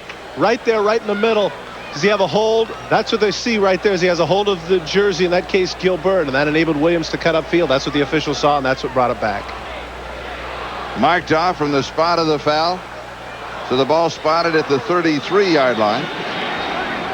That's one of those situations where you want to cover your jersey up. You know, just gave up 46 yards, and when the guy announces that you're the culprit, you want to find a place to hide. Second down and 8. Ruben Mays. 37-yard line. Third down and 4. Junior Seau for San Diego. Number 55, active in the middle, playing both run and pass. Skates out to the left side. You know, the one thing that you got to give credit to here on the part of the front four for the San Diego Chargers is the job that they do keeping blockers off of Junior Seau. Very rarely in replays have we seen him have to take on a blocker. Junior Seau always talks about we, and not I. This week he was quoted as saying, one thing I remember, nobody was saying, I did it, when we were 0-4. A lot of people jumping on that bandwagon now, though, huh? They're down and 4. Over the middle, pass is complete. Ryan Blades. Blades inside the 30. 26-yard line. Carrington caught him. 36 yards on the play. Brian Blades cuts to the middle there. He certainly gets the pick. That's exactly what happened. The man came off and picked Sean Van Horst. Carrington tackles him. Junior Seau, normally in the middle of the field, lines up on the outside. He's coming on the blitz, and that means that there's nobody in the middle of the field. And that's what Gelbaugh is able to take advantage of, getting Blades the ball and giving him a chance to run. First down, San Diego 26-yard line. Seattle started this drive at their own 14. Play action fake. Pressure from the backside. It is caught. John L. Williams has a block and a hole inside the 5. He's going to be out inside the 2-yard line. First down, goal to go Seattle. What a great job of utilizing his blockers. Once again, John Williams comes underneath. Stan Gelbaugh waits till right to the last minute. Now watch how he uses his blockers. Toffelmeyer gets Seau right on the back of Andy Hick. Waits for him to knock down Sean Van Horst. Fields tackles him out at the 2-yard line. This is an excellent job by Gelbaugh in timing. He waits right to the last. It looks like O'Neill's going to sack him. Waits, gets the ball off, pays the price. Great timing on the part of Gelbaugh. First down, goal to go. Play action fake, all alone in the end zone is Trey Junkin, of all people. Third tight end and the snapper. And he just cost them 15 yards. That was a foolish play on the part of Trey Junkin. Great catch, a nice touchdown, and good call. But he taunted Junior Seau, and that's going to cost him yardage on the kickoff. And San Diego has another player down. That's George Thornton.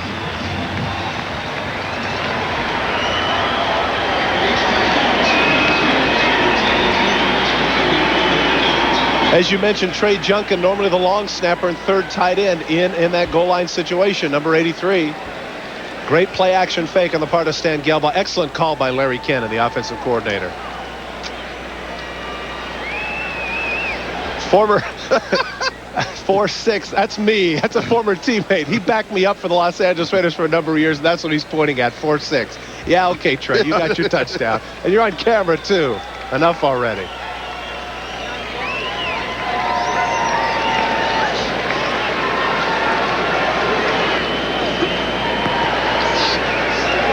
Normally the standard play here, I just give it to the guy, run in the middle of the field. First down, they go the play action fake, and San Diego totally buys it. Nobody is near Trey Junkin when he makes this catch.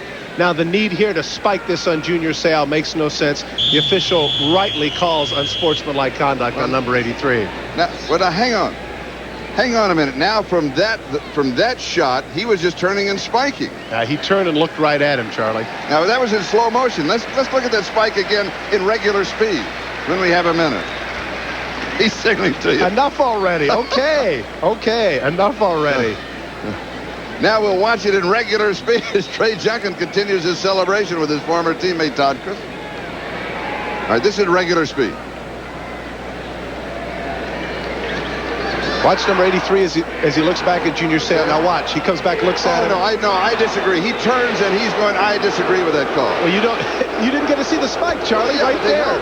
Where else is he going to spike? He said something to him, too. He looked him right in the face and said something to him. I disagree. Well, you can't hear down there. Of course I can. What do you have bionic ears or something? Nah, it's a good call. My boy Junkin got a little too excited. And here is the extra point to break the tie of 13-13. It is good. And Seattle is back in front by 1. We'll be back for the kickoff. Trey Junkin, number 83. Junior Seau, number 55. In your face. And that's what he says. Junior looks at the official and says, what's the deal? All right. Yeah, okay. And now the byproduct of that, he's getting the explanation from the back judge. Just what he needs. But here's part of the problem now, Charlie. They're going to kick off from the 20-yard line, and that's going to give San Diego excellent field position. He's saying, no, I just spiked it. Just because the ball went so high, that's why I got the penalty? It's not my fault. No. He's saying he's got the penalty because of that ugly beard. The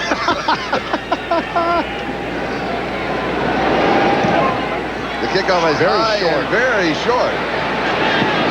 That is over. Lewis falls on it inside the 15-yard line. Nate Lewis, bonehead play.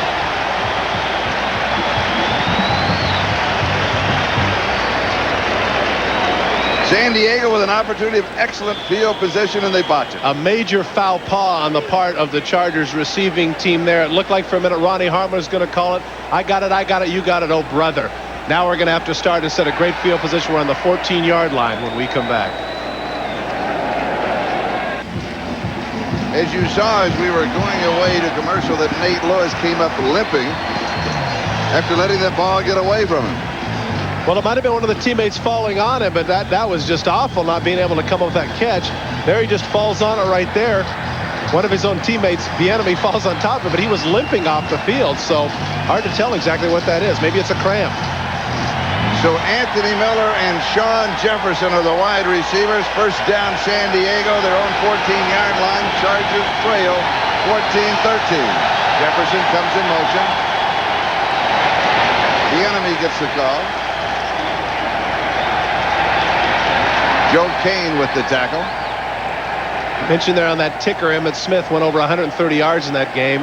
Not only does he get the rushing title, but he also breaks the team record held previously by Tony Dorsett. Bobby Ross, the head coach of the Chargers, he's seen Nate Lewis go down in the first half. He saw Anthony Blaylock go down. And he saw Stan Humphries go down with a shoulder separation. Still no further report on the shoulder separation. Could be anywhere from 1 to 8 weeks. Bob Galliano, the quarterback for the Chargers, led them in an opening 80-yard touchdown drive in the second half. Throws deep, and it is incomplete, almost intercepted. Eugene Robinson couldn't pull it in. Anthony Miller, the intended receiver. It will be 3rd down and 7. Tony Woods and Jeff Bryant apply the pressure. Look at that right at the last minute, causing the ball to go a little bit higher. Miller can't get it, and the ball just won't stick in that one tackified glove with Eugene Robinson, just missing his 8th interception. When we talked to Eugene, here's another look at the pass. When we talked to Eugene yesterday, he was a little late to visit with us. He's the team barber. He was in cutting the kids and one of the assistant coaches. Liked your hairdo, by the way. He said, that's very in vogue. Yeah, I appreciated that. He liked my coif.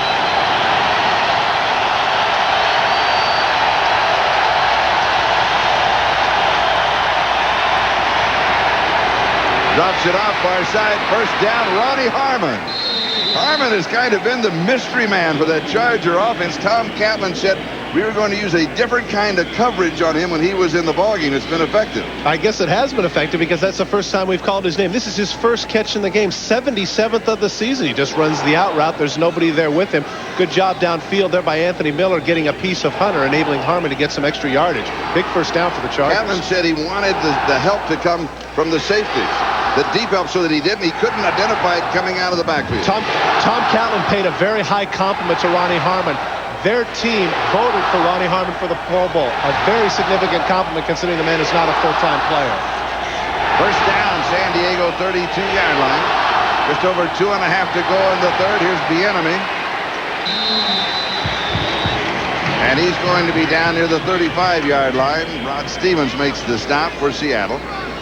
It'll be 2nd down and 7 at the 35. I was told that Eric Bieniemy had a lot of practice time this week, and they are counting on getting him the ball a lot. But I think that what has happened today is because Seattle has played so well, that has really cut into his time. They want to go with the veteran people in Butts and Bernstein. And even though Bieniemy's getting his numbers right now, I would assume that we'll see more of the bigger guys in the 4th quarter. Bob Galliano, the quarterback for San Diego.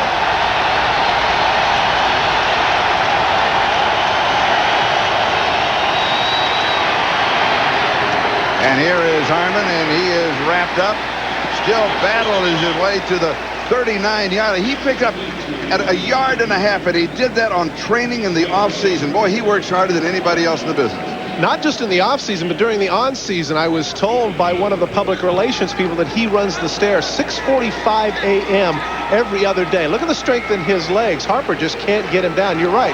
He struggles for that extra yard, and now they're going to come up 3rd and 3. Remember what he told us last week? He said, I have few opportunities. I want to be in the best shape possible so I can make that extra yard. It paid off right there. And we didn't make any friends by referring to him as a 3rd down specialist. He wants to be called a running back. He is a running back. 3rd down and 2.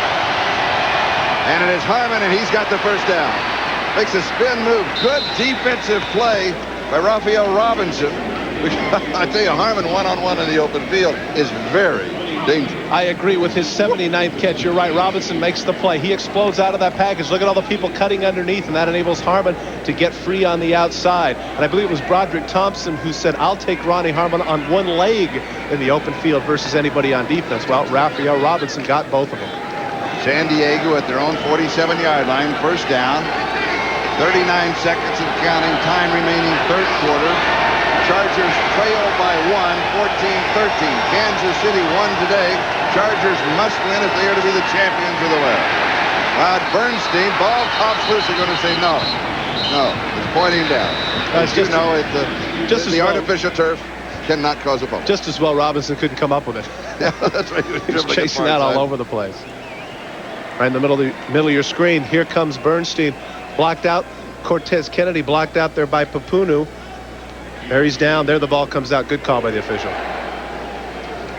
And with that play, we will now come to the end of the third quarter. This is the quarterback for the Chargers, Bob Galliano. San Diego trails by 1. Back in a moment. This is Charlie Jones, Todd Christensen. We're in the Kingdome. We start the fourth quarter.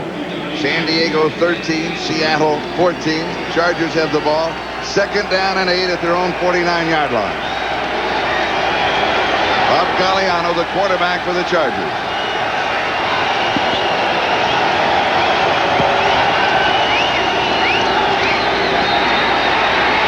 Drops it off underneath the coverage. The pass is incomplete. Bernstein, the intended receiver. It'll be third down and 8. Patrick Hunter had the coverage, and we'll look at the statistics through the first 3 periods. Well, the total yards there, you can see only about a 40-yard gap. Time of possession, not that consequential. In fact, the statistics bespeak what the game is, a one-point game. Close contest. Very good game, in fact.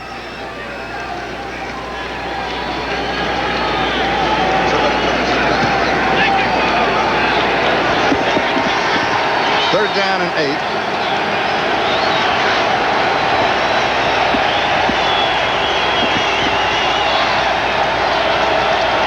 Galliano to throw.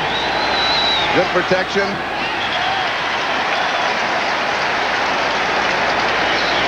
Not near the receiver. Bad. Is it really his first bad throw? No, that's Patrick Hunter. He had Sean Jefferson on the comeback. Take a look to the left. You're going to see that Hunter's waiting for him. Watch his back is turned. There's number 27 all over him. Great coverage. He knows it's a bad. But come on, are you going to come back to me or what? Help me out. 9 plays and then the punt on this drive. John Kidd is the kicker. Brian Treggs. Thing is, Charlie, is that muff by Nate Lewis proved costly. If they'd have had the same amount of yards, say, starting at the 35-yard line, they'd be kicking a field goal now instead of punting.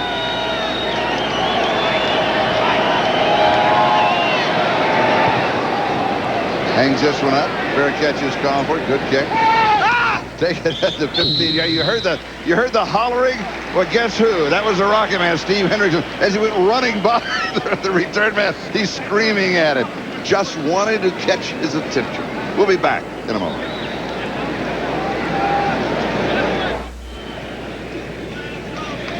Be sure to start New Year's Day with us. The Mobile Cotton Bowl, number 3 Texas A&M, number 5 Notre Dame in Dallas, Texas.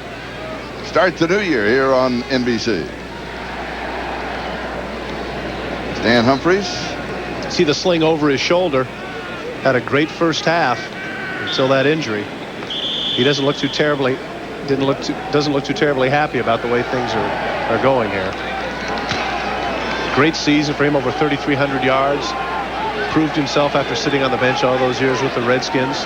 Bad rep about being too heavy, not disciplined enough. He certainly proved otherwise this year. Seattle now from their own 15-yard line, coming out with a play-action fake.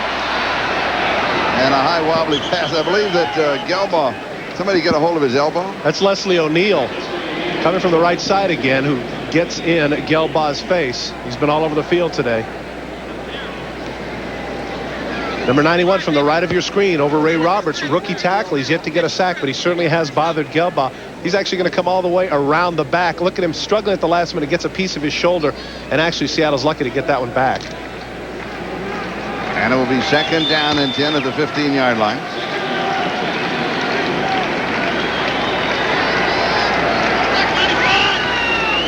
Seattle leads it 14-13. 14:35 remaining in the game. And here is Reuben Mays jumping to the outside. He's to the 20-yard line.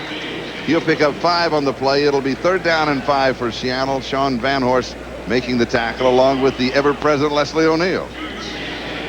You know, Leslie had that period he didn't talk to the media. He came and visited with us last night. He didn't want to leave. Yeah, that was funny. He did. Well, that's good. Thanks for coming, Leslie. Yeah, It's been about 20 minutes. Was that it? Is that it? I've got more. Yeah.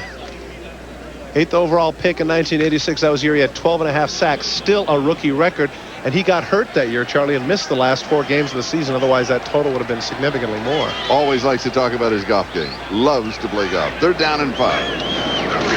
Off-season, he'll play 36 a day. That's how he trains. It is caught. James Jones. 3rd down and 5, and suddenly Seattle's at the 50-yard line. Well, for a journeyman quarterback, this is an all-pro play. Look at Stan Gelbart, just about to get sacked by Mims, floating to the left, drills the ball down the middle of the field, and there's James Jones over the shoulder catch, collides with Stanley Richards. Big first down for the Seahawks at midfield. James Jones, former Detroit Lion, now special teams captain for the Seattle Seahawks.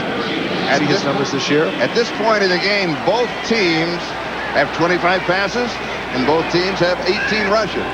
Even Stevens. Knocked down. It'll be 2nd down and 10 at the 50. Sean Lee, number 98, got a piece of that one. Big man, former Miami Dolphin, waived this season. Take a look at the middle of the pile. Number 98 on a stunt to the left side is going to get the big hand up right at the last minute. Actually, that was Leslie O'Neal. Oh, Leslie. Leslie got his up. And their number. That's funny because Sean Lee is jumping around taking credit for it. Leslie O'Neal does that all the time. He doesn't have to style, I guess. 2nd down and 10.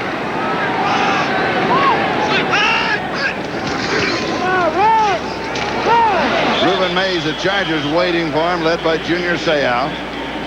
A little bit predictable there, Charlie. Throw on 1st down and a 2nd down, come with a drop play. You're right, Junior Seau didn't buy that for a minute. No, that's not taunting from Junior. He's just exuberant. He just does this. You asked him, he said, "Are you going to turn on the crowd in the kingdom?" He said, "No." He says, "That's Junior Seau." Number 55 is going to come flying in there, and nobody got a piece of him. And you're right. He's trying to fire up his teammates as well. He knows that the defense has to make a play. And Sean Lee, still another Charger, is injured. He's walking off under his own power, though. I think he's going to be okay. The one thing that the Seattle Seahawks have done today, Charlie, that they have not done in the past is their ability to convert on 3rd downs. They were last in the league coming into today, but they've had a number of crucial 3rd down conversions that have kept drives alive. Now here comes another one. 3rd down and 14. Come on. Gelbo's pass is complete to Blades, and he is going to be stopped at the 45-yard line of San Diego. It'll be about 5 yards shy of the 1st down, so Rick Tootin will come in to kick it away. Good effort on the part of Blades, and of course the question you ask yourself here is why make this throw? Why don't you try and get the 1st down? Well, you got a great athlete like Blades, get him the ball underneath and see what he can do. He evades Gil Byrd, then he almost gets past Van Horst. He looked up, he says, "I knew I got 10 yards, but oh, we needed 14. Son of a gun." So Tootin will be kicking to Pro Bowler Gil Byrd. Now again, Gil is there, expecting the ball to come down inside the 20-yard line. He is there not to return, but to fair catch. Oh, good catch. He really hangs this one up. There's the fair catch. No, he decides to stay away from it. And it will be down inside the 5-yard line. That's still a good call on Gil Byrd's part because the ball was too far upfield. He had been running into a crowd to pick it up. I don't agree. He is not happy. Todd disagrees. Surprise? The NFL on NBC is brought to you by Coors Light. The Silver Bullet is the right beer now. By Hyundai, cars that make sense. By the U.S. Army, learn how to get an edge on life. Be all you can be. And by new Hager wrinkle-free cotton pants. 100% cotton, 0% wrinkles. Crucial mistake on the part of Gil Byrd because he's there just to make the fair catch. All he has to do is run up and catch the ball. The ball bounces on the 20-yard line. He says, "Get away from it." But that bounce enables the Seattle Seahawks to just watch the ball slowly, languidly roll down to the 3-yard line. For a 10-year veteran like Gilbert, he knows he made a mistake. He knows he should have made the effort to run up and make the catch and save themselves about 20 yards in field position. San Diego from their own 3-yard line. First down. 11:25 left in the game. Play action fake going deep to Miller, and it's incomplete at the 50-yard line. Robinson and Harper had the coverage, so bring it back to the 3. It'll be 2nd down and 10. Jump ball here by Bob Galliano as he has Anthony Miller to the post. Good call in your own end zone. A lot of times you just air it out because you do have a lot of field, but he doesn't quite get enough under the ball. Jump ball mistimes his jump. You know what? If he jumps just a little bit later, take a look. He's coming down when the ball actually hits his hands. If he'd have started his jump just a little bit sooner, he might have had it. Galliano tried to give the vertical jump in hopes that'll make the catch, but doesn't work this time, Bob. Galliano put it in the air 55 yards. Here's Marion Butts right side. Across the 10 to the 12-yard line. He's 3rd down and short. Harper with the tackle. Interesting that at this point we mentioned back in the 3rd quarter that they would go with their veteran big people in this situation. Now I find it interesting, a 3rd and a short 1, that now they're going to their passing package with Ronnie Harmon and Nate Lewis and Jefferson. This could be to spread the defense and maybe give Harmon a chance to run inside. Ronnie Harmon has not run from scrimmage today, I believe, right? That's correct. And he is a running back.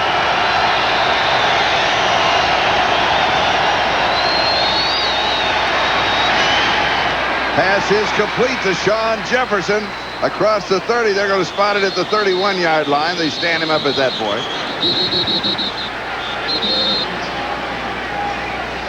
Official 7. That's just because the whistle just a little bit late. When that happens, you always have an extra push, an extra shove, an extra statement. First down, San Diego, converting on 3rd and 1. Bob Galliano here right in the middle. Jefferson finds a dead spot in the zone, cuts up field. I still find that a curious call, 3rd and a half yard, but give the Chargers credit. They get away with it.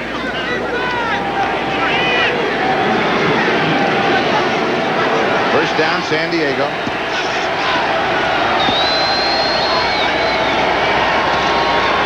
Play action fake on first down, deep over the middle. Miller has it, turns back, 47-yard line of Seattle. Rufus Porter with the tackle. That's the 3rd time they've gone to the exact same play, Charlie, which is that deep into Anthony Miller. For some reason, they cannot seem to keep up with that play. What's Rufus Porter doing in that kind of coverage downfield? 22 yards on the play. He's a linebacker. Well, here's the deep in. Hunter can't stay with him, cuts to the inside. If he doesn't stumble right here, Rufus Porter in on the tackle, as you mentioned. Normally a pass rusher, but he didn't help him too much there in coverage. Anthony Miller 6 for 96. Over 1,000 yards on the season, crossing that mark in this ball game. And here is Marion Butts to the 40-yard line, gain of 7. It'll be 2nd down and 3. 8:47 and counting, time remaining in the ball game. Cortez Kennedy and Rod Stevens on the tackle for Seattle. Big bodies for the San Diego Chargers up front are starting to take their toll. Watch the middle, watch the push. On this particular play, 7 yards, just straight up the middle, falling behind David Richards. Good block, and there's Walker inside. Butts just following behind Courtney Hall. Big 7-yard gain. Domination on that play by the offensive line for the Chargers. Seattle leads by 1, 14-13.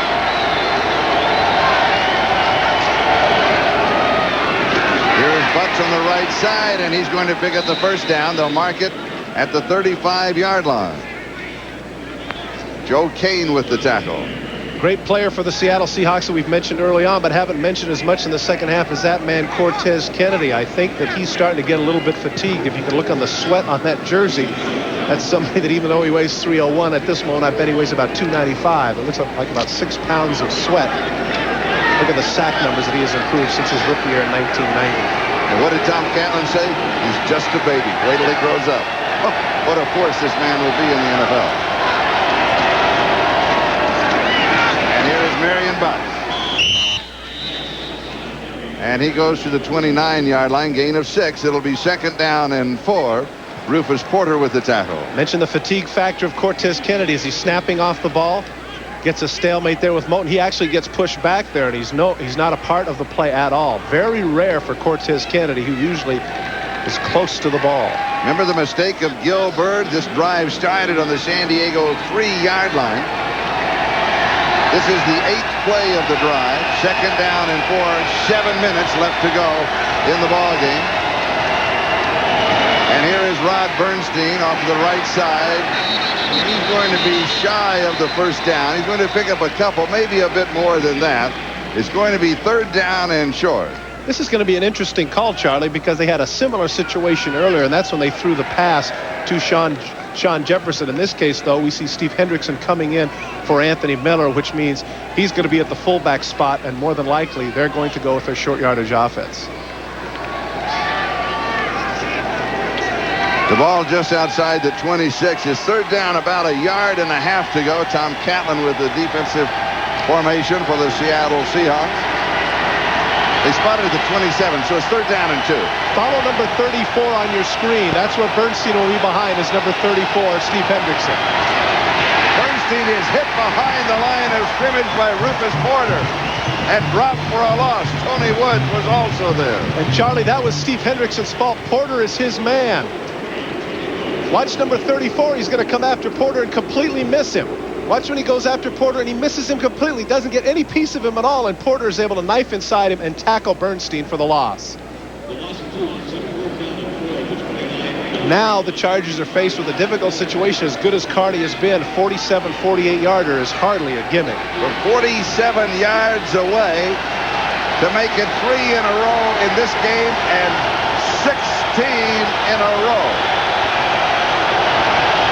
The lead. High snap. It carries. It is good from 47 yards away. And San Diego is back in front. Another reason why the San Diego Chargers acquired John Kidd was not simply for his punting prowess. Look at the catch he makes on the high snap. Gets the laces away from John Carney, enabling him to get that kick. Great job by John Kidd. People like Charlie Waters, Babe Perilli, and take a look at the congratulations that John Kidd takes from people. They know that he was the one that made the crucial catch there, enabling Carney to give them the lead. A lot of players have extended their careers because of their ability to hold. Think of Charlie Waters, Nolan Cromwell, Babe Perilli, great David Hama of the Raiders, great holders. Here's Reuben Mays on the return. Across the 25 to the 26-yard line. Floyd Fields makes the tackle. Next Sunday on NBC, a wild card game involving, of course, the teams from the AFC. Right now, we just don't know who it's going to be. But we know who's going to broadcast it. We'll be there somewhere. Jones and Christensen. Somewhere out there. With Neil and Klein, NFL Live, of course, as always, will precede it and bring you up to date on everything that is going on. Right now, Seattle is going on from their own 27-yard line, first down. In 5 of their 6 first down plays in the second half, they've thrown the ball. This time they stay on the ground. It is Rufus Mays. Junior Seau makes the tackle. Well, Junior Seau makes the tackle, but not what they'd like. Not 8 yards downfield. Lester O'Neill coming upfield, pushing him just out of the way. Just can't quite get it. Seau with great pursuit to the outside, but not before they picked up 8 yards. Good call by Larry Ken, the offensive coordinator, as obviously the Chargers were waiting for a pass. The margin is 2 points. San Diego 16, Seattle 14. Earlier today, Kansas City defeated Denver 42-20. So Kansas City, to win the West, has to win this ball game. Here's the reverse to Doug Thomas on a 2nd and 2, and he has the first down to the 43-yard line. He'll pick up 8 on the play. Earlier, remember, they tried a reverse with Treggs that did not work. A little bit of an inside play here. Thomas takes it. Floyd Fields guessed right, but he wasn't able to get there. Quickness by Thomas, cuts inside, gains 8 yards. Now at the 43-yard line, the Seahawks are driving. Blaze Winter of the Chargers is the man who wrapped him up. It is first down, Seattle at their own 43. 3:54 and counting. Time remaining. You can see on your screen.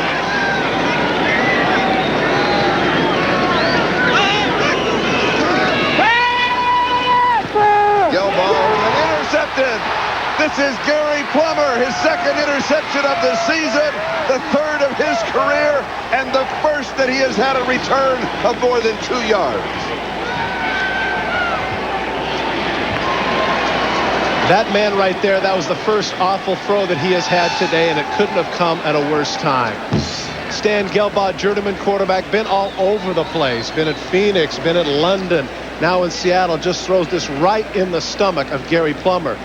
Designed to get it to John L. Williams on the circle route. He never saw number 50. Junior Seau cannot quite keep Gelbaugh away from pushing him out of bounds at the 10-yard line. Gary Plummer with a dazzling, breathtaking 38-yard return.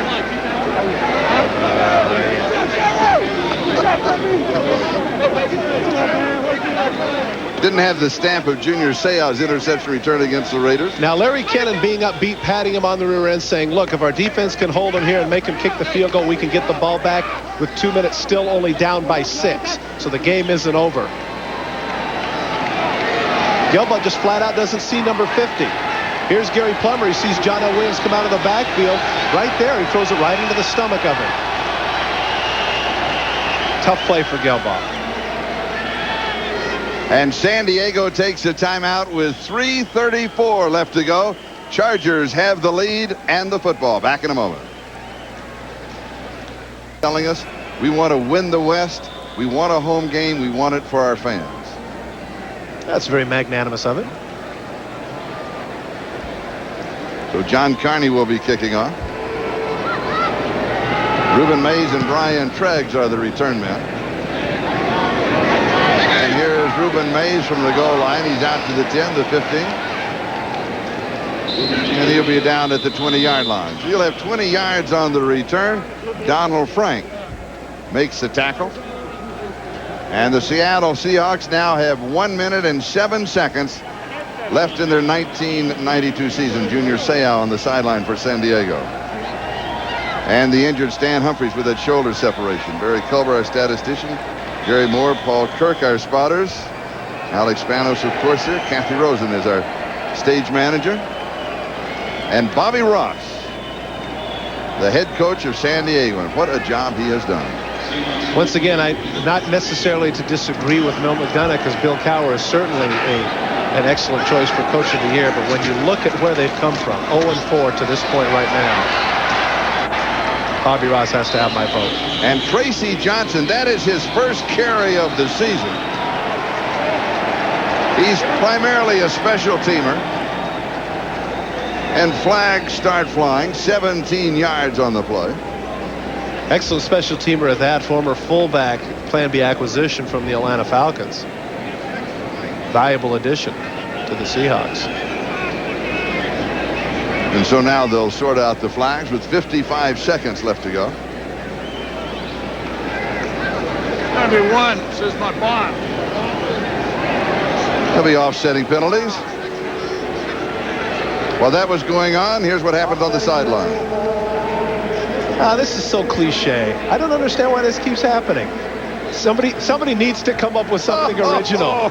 But there it is. The Gatorade bath originated by Harry Carson and the New York Giants. Not so sure he thought that was so cool. He thought about it and then goes, oh, yeah, that's right. Celebration. Okay. All right. Okay. All right. That's a good deal. Sure. I tell you what, though, I don't think that's a shirt he'll be able to wear again. I think you're right. That pink Charger shirt's not cutting it. And Tracy Johnson gets the call again.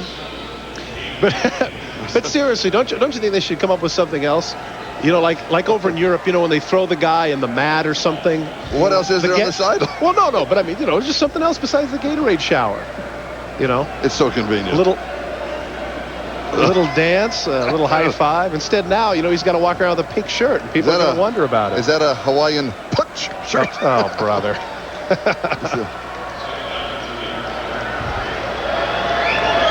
Second down, couple of yards to go for the first down.